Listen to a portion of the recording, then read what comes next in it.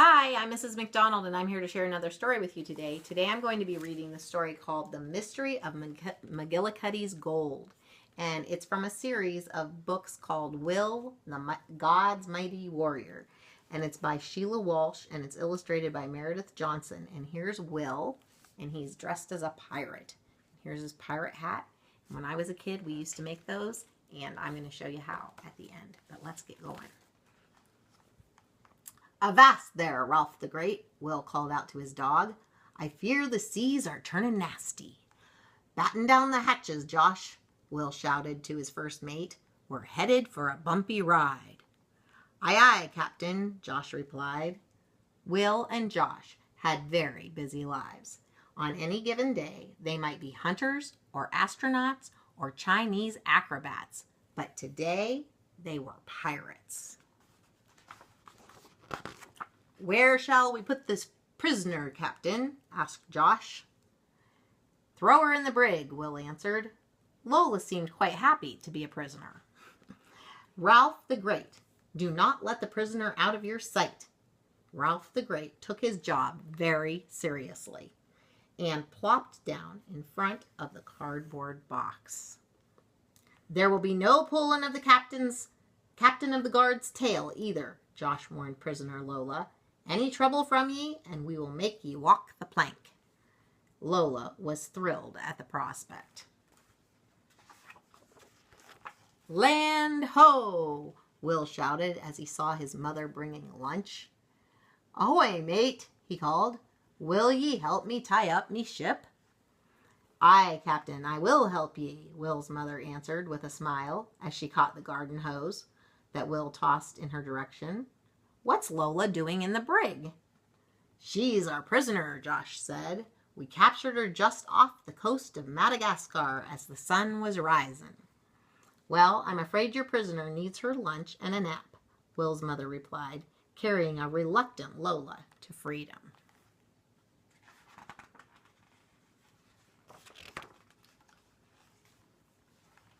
"What's our plan now, Captain?" Josh asked. "'Tis the search for Magillicuddy's gold," Will said. "Arr," Josh agreed. "Where be the treasure map?" Will looked around to make sure there were no spies before he produced the map. He whispered the words on the map. "To Samuel Magillicuddy, may your life be forever changed by the treasure within." "Methinks part of the map is missing," Josh said. "Who is Pirate Magillicuddy, and where is this treasure?" "Aye, that is a mystery, and I have a secret to tell ye, Josh," Captain Will replied, leaning over to whisper in his friend's ear. That night, after Will said his prayers, he decided to tell his father about the secret map too. "Dad, can we go back to the bookstore where I got my pirate books?" he asked. "Sure, we can do that," his father replied. "Is there something special you're looking for?" Will put his finger to his lips as he checked outside the bedroom door for spies. Lowering his voice to a whisper, Will answered his dad. "I'm looking for the rest of the treasure map to Magillicuddy's gold. Part of it was stuck to the back of one of the pirate books I bought with my allowance." "A treasure map?" Will's dad said. "May I see the map?" Will reached under his pillow and retrieved the mysterious document. "It looks a little like the first page of a book," his dad said. We have to get the rest of the map," Will said. "It must be somewhere in the store. Will you take Josh and me? We'll go on Saturday, but for now it's off to sleep, young pirate. Sweet dreams and quiet seas." The following Saturday, Will and Josh waited impatiently on the front doorstep until Will's dad appeared. "Shall we fly our flag out the window?" Will asked, brandishing his favorite pirate flag. See, they made a pirate flag too. Well, you might want to stay undercover until we get there, his father suggested. Good plan, Dad. As soon as Will's dad parked the car, he and the two young pirates headed for the bookstore. Look at the name above the door, Dad said. Will and Josh looked up and saw Magillicuddy's Treasure House of Books. A pirate's disguise if I've ever seen one, Will said. Josh agreed. They entered the store on high alert. Will looked to the right and to the left, and when the coast seemed clear, he whispered to Josh, "Over there." In the corner of the store was a large chest marked "Used Books, $1." "Is that where you found the book that the map was stuck to?" Josh asked. "It is," Will answered, barely able to keep his voice under control. "The rest of the map has to be in that chest." "Can I be of any assistance?" a friendly voice asked. Will and Josh turned around and stood toe-to-toe with, "I'm Mr. Magillicuddy." The boy swallowed hard. Could this be the pirate himself? "Nope, sir," said Will. "Thank you, but we are just fine, just totally fine, and could not be more fine. If we were any more fine, we would be far too fine." Mr. Magillicuddy laughed. "Just let me know if I can be of any help to two such fine young pirates." "That was a close one, Will," Josh said. "Too close," Will agreed. "Now, let's find the rest of the map." The boys dug into the chest, through all kinds of books. They dug deeper and deeper, all the way to the bottom. But there was no map. "Any success, boys?" Will's dad asked. "No, Dad, we can't find it," Will said. "That pirate Magillicuddy must have suspected I was on to him after our last trip." "May I see the part of the map that you have?"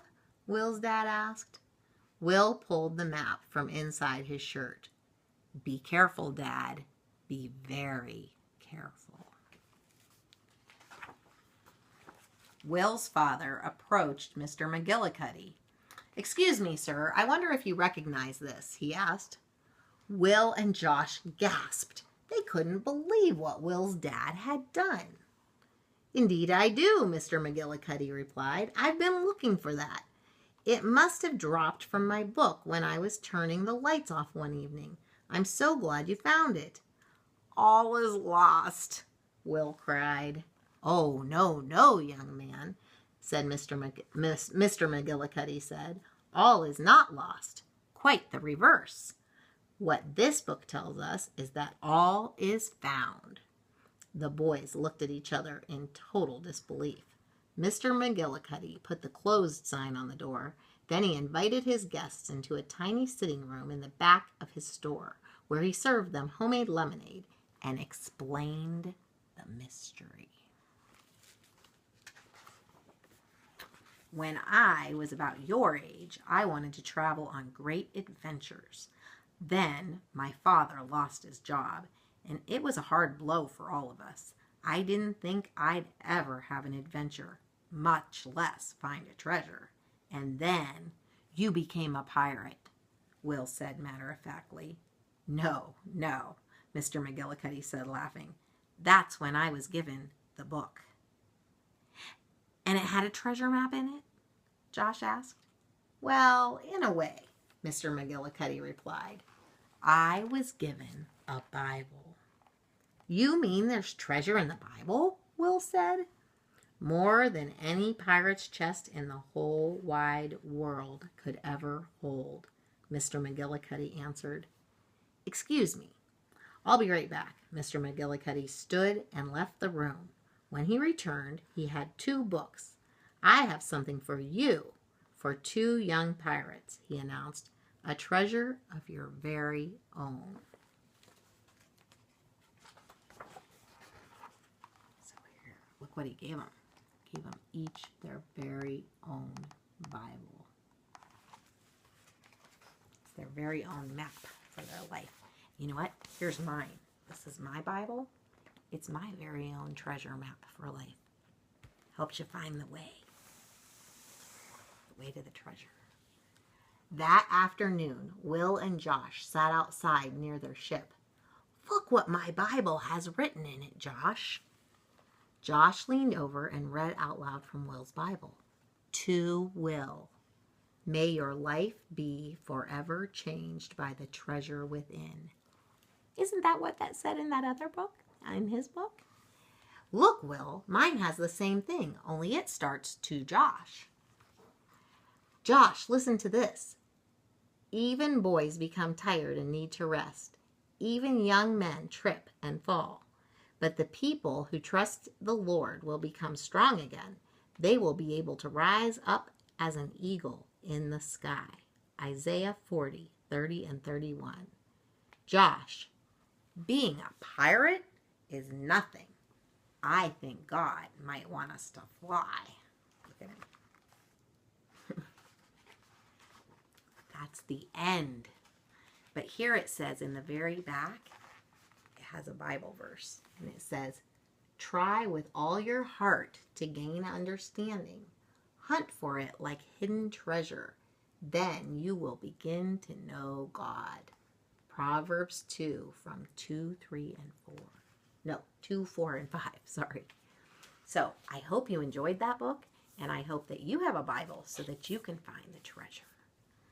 Now I'll show you how to make the hats, okay? So, first what you need is like a newspaper or some kind of paper about the size of a newspaper. But actually, it's a little too big for most heads.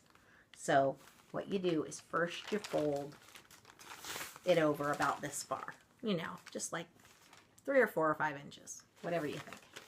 If you make it too big, you can unfold it and make it a little smaller, or yeah, a little smaller. But anyhow, and then you kind of find the middle of what's left, okay? So I kind of eyeball it, or you can fold it in half and make a little pinch here, and that'll show you where it is. Then you take the corners and you fold them in, and like that, and like that, okay? And then, now you'll need to cut over here. You can do it with your finger, like you can pull it up, or I already cut it with my scissors. But you can just stick your scissors in here and just cut this, because you're going to use this. Now, I like to double fold it. Some of them are, if this is too big and comes down too far, you'll only be able to single fold it. But I like to double fold it. And what you do is you fold it up to the end of the triangle. And then you fold it up over the triangle like this. Okay? I like to put a piece of tape there just to keep it extra sturdy. Okay? And then you flip it over and you fold the other side halfway up and then all the way up. Okay? Like this. And I like to use the funnies because then it's kind of decorated. But if you don't have the funnies, you can color on it, you can paint it, whatever. I actually painted one. I'm going to show you here in a minute. But anyhow, then you have this, okay? And you open it up, and you make it a hat. And depending on who you want to be, you can wear it this way, or you can wear it this way. And use your imagination and decide what you're going to be. Now, if you feel like it, and if you have supplies, you can decorate your hat. Now this one, I just did one side, so, you know, give me some grace here. I painted it green, and I put a feather, and it's a Robin Hood hat, okay? So, see, I didn't do this side. But now you can be Robin Hood, and you can go out in the forest.